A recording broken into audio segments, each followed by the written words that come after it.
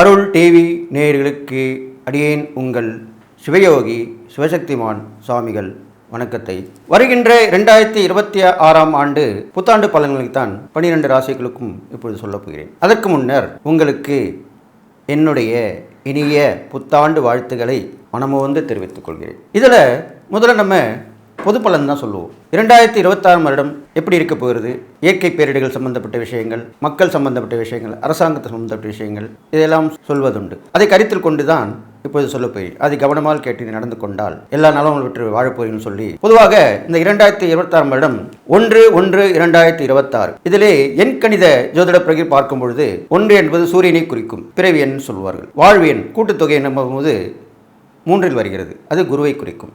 எனவே இந்த 2026 வருடம் சூரியனும் குருவும் சேர்ந்து இந்த வருடத்தை இயக்கப் போகிறார்கள். எனவே ஒரு ஜாதகத்திலே சூரியனும் குருவும் சேர்ந்திருந்தாலும் பார்த்திருந்தாலும் கஜகேசரி யோகம் என்பது அங்கே சிறப்பாக விளங்கப் போகிறது. அந்த வகையிலே 2026 வருடம் மக்கள் எல்லோருக்குமே நல்லதுதான் நடக்கப் போகிறது. கஜகேசரி யோகம் ஏற்பட போவதனால் மக்களுடைய திறமைகள், அவருடைய துணிச்சல், தைரியம், துணிந்து விமர்சனம் செய்வது, அரசாங்கம் தவறு செய்தால் சுட்டி காட்டுவது, ஆன்மீகவாதிகள் தவறு செய்தால் சுட்டி காட்டுவது, இதுவரை வாய்மூடி மௌனியாக இருந்த மக்கள் எல்லோருமே விழிப்புணர்வுடன் செயல்பட போகிறார்கள்.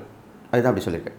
அடுத்ததாக இந்த 2026 வருடம் நல்ல மழை பொழிய போகிறது. மழை காலத்திலே நல்ல மழை, வெள்ளமும் ஏற்படும். வெயில் காலத்திலே நல்ல வெயில், அதிகமான வெப்பம் ஏற்படும். குளிர்காலத்திலே அதிகமான குளிர், இது மூன்றுமே இருக்கப் போகிறது.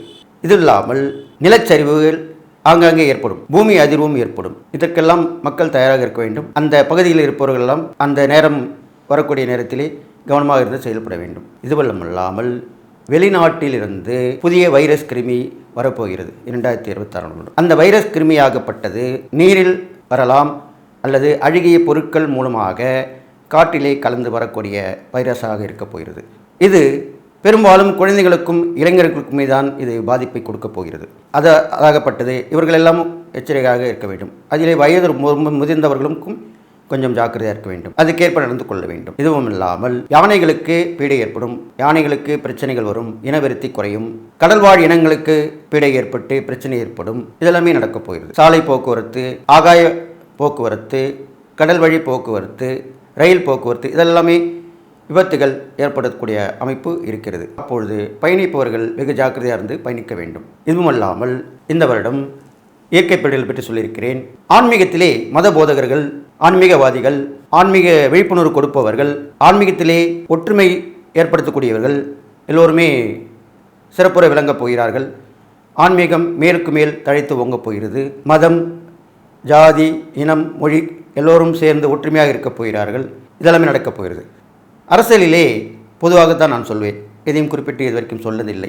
அரசியலிலே கண்டிப்பாக மாற்றங்கள் ஏற்படும். அது ஆன்மீகம், கலைத்துறை இது சார்ந்த நிர்வாகத்திற்கு சிறந்து விளங்கக்கூடிய இவருடைய ஆட்சி தான் அமையப் போகிறது. கண்டிப்பாக மாற்றம் இருக்கும். அது மக்களுக்கு ஏற்ற மாற்றமாக தான் இருக்கும். ஏனென்றால் அடுத்த வருடம் பெரும்பாலும் அரசியல் கட்சிகள் இருப்பவருக்கும் அரசியல் கட்சி தலைவர்களுக்குமே குழப்பமான மனநிலை தான் ஏற்படும். யாருடன் யார் சேர்வது என்ற குழப்பமே இருக்கும். கடைசி நேரத்தில் தான் முடிவெடுக்கப்படும். ஏனென்றால் ஆண்டு கிரகங்களான சனி பகவான் மீனத்தில் இருப்பதனாலும், குரு பகவான் மிதுனத்திலும் கடகத்திலும் மீண்டும் சிம்மத்திலும் இந்த மாதிரி மாறி மாறி வரப் போகிறார். அப்போது அடிக்கடி பயிற்சிகளாக போகுது. குருவோட பயிற்சி, ராகுகேது பயிற்சி ஆண்டு முடிவில் தான் வரப்போகுது. அதை பற்றி கவலை இல்லை. இந்த குரு பயிற்சியாலே எல்லோருடையும் குழப்பங்கள் ஏற்படும், தெளிவான சிந்தனை கிடைக்காது. இருந்தாலும் மக்கள் தெளிவாக இருப்பார்கள். அவர்கள் நினைத்தது நடக்கும், கேட்டது கிடைக்கும், நல்ல ஒரு ஆட்சி அமையும் என்று சொல்லி இந்த 2026 வருடம் இதெல்லாம் நடக்கப் போகுது சொல்லி கும்பராசி நேயர்களே, உங்களுக்கு உண்டான 2026 வருட புத்தாண்டு பலன் தான் சொல்ல போகிறேன். அந்த வகையில் இப்போது உங்கள் ராசிக்கு ஏற்ற கிரகணங்களை இப்போ பார்த்துக்கலாம். கும்பராசிக்கு உங்கள் ராசியிலே ராகு பகவான் இருக்கிறார். 2ஆம் இடத்திலே சனி பகவான் இருக்கிறார். அது இல்லாமல் 5ஆம் இடத்திலே குரு பகவான் இருக்கிறார். அவர் 6ஆம் இடத்திற்கு அடுத்து வரும் 6 மாத காலங்களிலே வரப்போகிறார். 7ஆம் இடத்திலே கேது பகவான் இருக்கிறார். இப்படியாக தான் இந்த கிரகணங்கள் இருக்கிறது. இதை வைத்து பார்க்கும் பொழுது கும்பராசிக்கு நல்லது கெட்டதும் இணைந்தே தான் நடக்கப் போகிறது. சரிசமமான பலன்கள் தான் அனுப்பிக்கப் போகிறது. முதல் 6 மாத காலங்கள் குரு பகவான் 5ஆம் இடத்தில் இருப்பதால் எண்ணிய எண்ணங்கள் ஈடேறுவது, நல்ல வாய்ப்புகள் கிடைப்பது, பயணங்கள் மூலிமா நல்ல பலன்கள் கிடைப்பது, பூர்வ புண்ணிய கிடைத்து முன்னோர்கள் ஆசீர்வாதம் கிடைப்பது, நிறைய ஆன்மீக சுற்றுலா சென்று வருவது, இதெல்லாமே நடக்க போகுது. புத்திர புத்திரி வகையில் நல்ல விஷயங்கள் நடக்கும். புத்திர பாக்கியம் இல்லாத புத்திர பாக்கியம் கிடைக்கும். திருமண தடை மறைந்து திருமணம் கண்டிப்பாக நடக்கும். எல்லாமே மகராசிக்காரன் நடக்க போகுது முதல் 6 மாத காலங்கள். அடுத்து வரும் 6 மாத காலங்கள் 6ஆம் இடத்திலே குருபகவான் வந்து விட்டபடியால் முதல்ல பண்ண அந்த சுபகாரியத்துக்காக கடன் வாங்கியிருப்பீங்கள். அந்த கடன்கள் கொஞ்சம் கஷ்டத்தை கொடுக்கும், பிரச்சனையை கொடுக்கும். இருந்தாலும் எப்படியாவது சமாளித்து விடுவீர்கள். வழக்குகள் ஒன்றிலிருந்து முடிந்து இன்னொன்று ஏற்படும் கூடிய சூழ்நிலை வரும். அதிலும் தப்பி தவறி வந்து விடுவீர்கள். அது கொண்டும் தாமதமாக போய்கொண்டே இருக்கும். அதை பற்றி கவலைப்பட வேண்டாம். மறைமுக எதிர்ப்புகள் விலகி இருந்தது மீண்டும் வந்து செயல்பட ஆரம்பிக்கும். ஆனால் அதனால் பெரும்பாலான பெரிய பிரச்சனை வராது, நீங்கிவிடும். இது மாதிரி தான் நடக்க போகுது. உங்கள் ராசியில் இருக்கிற ராகு பகவானால் எப்போதும் பரபரப்பாக இருப்பீர்கள். அப்போது செய்யக்கூடிய விஷயங்களை யோசித்து நல்ல விதமாக செய்வது நல்லது. அவசரப்பட்டு செய்தால் உங்களுக்கு பிரச்சனை வந்து சேரும். அது கவனமாக இருக்கணும். யாரை பற்றியும் விமர்சனம் செய்யக்கூடாது. கும்பராசிக்காரங்க யாரை பற்றி விமர்சனம் சொல்லக்கூடாது. இப்போ ஒருத்தர் மேல் தப்பு இருக்குன்னா அவர்கிட்ட நேரடியாக சொல்லுங்கள். இப்போ விமர்சனம்லாம் பார்த்தீங்கன்னா ஒருத்தரை பற்றி ஒருத்தர் விமர்சனம் பண்ணுறாங்களா, அதனால் எவ்வளோ பிரச்சனை வருது. அதனால் அரசாங்கத்தாரால் கைது கூட செய்யப்படுறாங்க. அது மாதிரி பண்ணக்கூடாது. அவங்க மேலே தப்பு இருக்கா அவங்ககிட்ட நேரடியாக சொல்லுங்கள். அவங்க திருத்திக்கிட்டு தட்டானா போட்டோம். இப்படி தான் நீங்கள் பண்ணணும். உங்களுக்குமே அந்த மாதிரி பிரச்சனைகள் வரும். வேலையில் இருந்தாலோ தொழில் வியாபாரத்தில் இருந்தாலோ உங்களை பற்றி குறை சொல்லுவாங்க, போட்டு கொடுப்பாங்கன்னு சொல்லுவாங்களே, அந்த மாதிரிலாம் பிரச்சனை வரும். கணவன் மனைவிக்கும் பிரச்சனை வரும், கூட்டாளி பங்குதாரர்களும் பிரச்சனை வரும். அதெல்லாம் நீங்கள் கவனமாக இருந்து நல்ல ஒரு ஆலோசனை வச்சு அவங்க மூலிமா கேட்டு நடந்து செயல்படுறது நல்லது. இது இல்லாமல் உங்களுக்கு 7.5 சனியோட முடிவு காலம் வந்திருக்கு. பாத சனி நடக்குது. அப்போது மிக கவனமாக இருக்க வேண்டும். எழுந்தது கொஞ்சம் மீண்டும் வரத்துக்கு ஆரம்பிக்கும். அது பொறுமையாக இருக்கணும். கொடுக்கல் வாங்கலாம் கொஞ்சம் கவனமாக இருக்கணும். எல்லாமே எழுதி வாங்கி கொடுக்கணும், எழுதி கொடுத்துட்டு வாங்கணும், எழுதி கொடுத்துட்டு கொடுக்கணும். நீங்கள் வாங்கணும் கொடுக்கணும், அப்படி தான் இருக்கணும். யாருக்கும் ஜாமீன் போடக்கூடாது. நான் இவங்களுக்காக சொல்கிறேன் அப்படின்னு ரெக்கமெண்ட் பண்ணக்கூடாது. இது மாதிரி கொஞ்சம் கவனமாக வந்துட்டு வரணும். இப்போ ராசிபதி சனி பகவானால் அவர் 2ஆம் இடத்துல இருக்கனால கடைசி பாத சனி தான். அதனால் கொஞ்சம் கஷ்டத்தை கொடுத்துதான் இருப்பார். பெரிய கஷ்டம் வராது. அதை பற்றி கவலைப்பட வேண்டாம். ஏன்னா உங்கள் ராசிபதி சனி பகவான் தான். அதனால் பயப்பட வேணாம். முதல் 6 மாத காலங்கள் 5ஆம் இடத்தில் இருக்கிற குரு பகவான் நன்மை தான் நடக்கும். அடுத்த ஒரு 6 மாத காலங்கள் கொஞ்சம் விழிப்புணர்வோட கவனமாக இருக்கணும். அவ்வளோதான் விஷயம், வேறு ஒன்றும் இல்லை.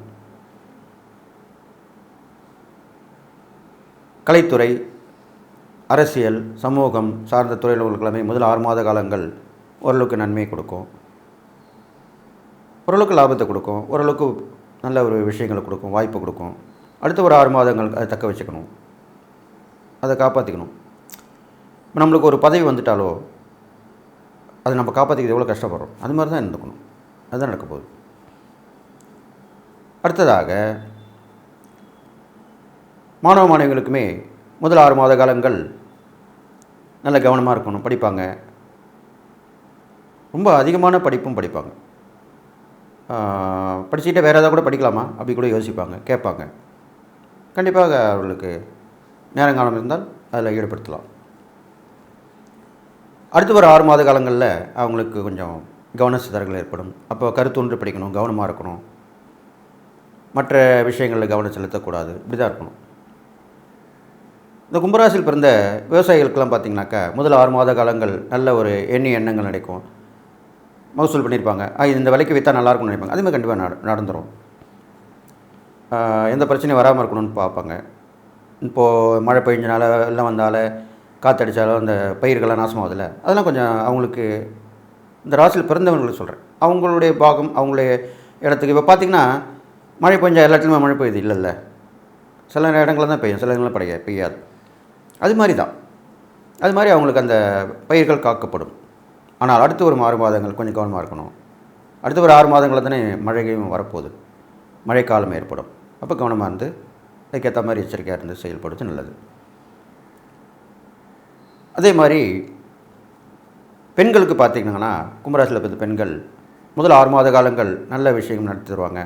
இவங்க மற்றவங்களை யோசனை பண்ணுவாங்க, சொல்லுவாங்க, இவங்களும் நல்லா இருப்பாங்க, அவங்களும் நல்லா இருப்பாங்க. ஆனால் அடுத்து வரும் 6 மாத காலங்கள் வெறும் கவனமாக இருக்கணும்.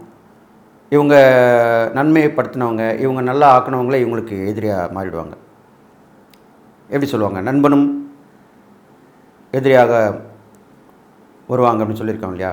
அது ஆணாக இருந்தாலும் சரி, பெண்ணாக இருந்தாலும், பெண்ணுன்றபோது தோழின்னு சொல்லுவோம். அந்த தோழியே உங்களுக்கு எதிர்ப்பாக மாறிடுவாங்க. அப்போ நீங்கள் கவனமாக இருக்கணும் இந்த விஷயத்தில்.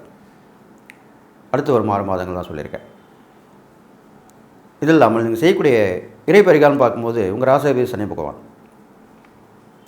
அந்த வகையில் பார்க்கும்பொழுது சனிக்கிழமை தோறும் 11 எல் தீபம் போட்டு வணங்கி வழிபடு வரலாம். மாற்றுத்திறனாளிகளுக்கு உதவி செய்யலாம், தான தர்மம் செஞ்சு வரலாம்.